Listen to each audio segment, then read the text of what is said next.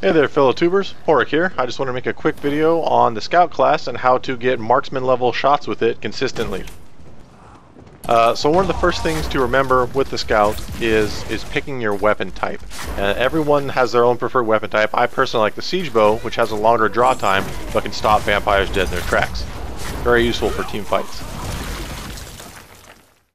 A second point to remember is try and make yourself useful where applicable. So for example, indoor situations, you're probably not going to be super effective. So act as a supporting class. Act as someone that's trying to help keep vampires off your allies, and realize that you're not going to be the primary damage dealer or killer, and just help where you can. A third tip to remember is try and maintain advantageous positioning.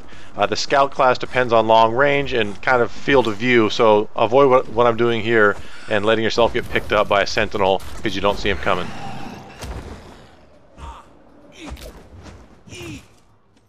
No going back now. Lastly, try and time your draws. Every bow has a different draw time, and when you first draw the bow back, you have pretty much pinpoint accuracy, but after a certain amount of time, your bow starts to wobble. So while you might want to run around with it at full draw, for long range shots and pinpoint accuracy, it's really not particularly effective. So if you remember these 4 tips, it should help you really increase your accuracy as a scout. One last thing to mention is that you don't really need to lead your target much, if at all. Personally, it seems like at all. Nosgoth engine seems to run on bow speed or arrow speed having more or less the same projectile speed as like a bullet might. It's pretty much instantaneous. Probably the close quarter maps plus the high power bows of the humans.